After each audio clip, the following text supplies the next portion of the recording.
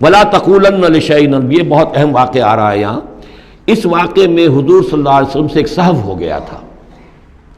جب یہ سوالات کیے گئے تو حضور نے فرمایا ٹھیک ہے میں اس کا جواب دے دوں گا، تم آنا۔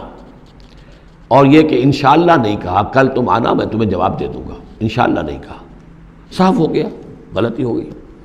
لیکن یہ کہ اللہ تعالیٰ نے جن کے جتنے رتبے بلند ہوتے ہیں پھر ان کی سختی بھی اتنی ہوتی ہے، جن کے رتبے ہیں سوا ان کی سوا مشکل ہے۔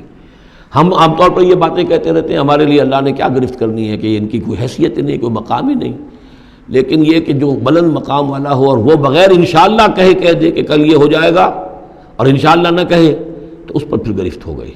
تو حضور کی کئی دن گزر گئے کہ جبرائیل نہیں آئے اور آپ کے لیے پھر ایک مشکل پیدا ہو گئی، گویا کہ مخالفین نے تالیاں پیٹنی ہوگی کہ لو بس فیل ہو گئے، ناکام ہو گئے اس امتحان کے اندر، جو ہے وہ تو اب یہ کامیاب نہیں ہو پائے۔ اس کے بعد جبرائیل آئے، یہ واقعات بھی لے آئے، ساتھ ہی یہ ہدایت بھی لائے۔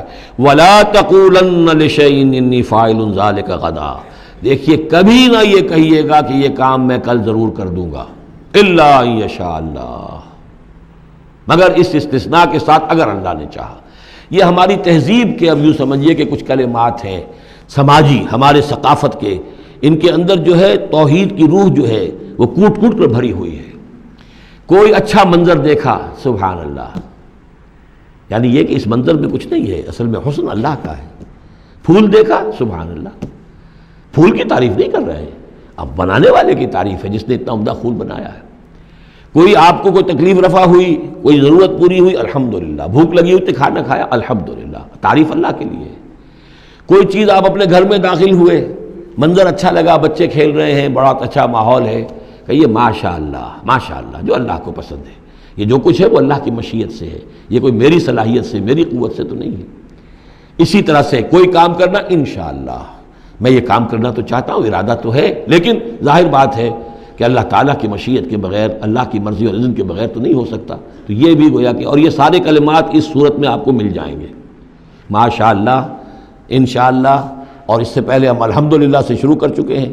الحمدللہ الذی انزل علی عبدہ الکتاب ولم یجعل لہ عوجا ولا تقولن لشیء انی فاعل ذلک غدا الا ان یشاء اللہ واذکر ربک اذا نسیت، اور اپنے رب کو یاد کر لیا کیجئے جب آپ بھول جائیں، یعنی یہ کہ اگر کسی وقت بھول جائیں تو پھر جب یاد آ جائے واذکر ربک، تو پھر اللہ تعالیٰ کی طرف دھیان لگائیے۔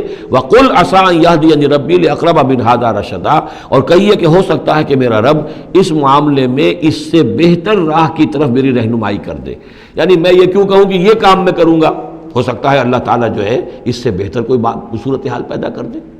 لہذا اس معاملے کے اندر بھی کوئی زیادہ جازم ہو جانا نہیں چاہیے، بلکہ معاملات کو تفویض الامر الی اللہ، سپردم بتو مایا خیشرا تو دانی حساب کم و بیشرا، تو اس طریقے سے انسان جو ہے اللہ تعالیٰ کے حوالے کیے رکھے۔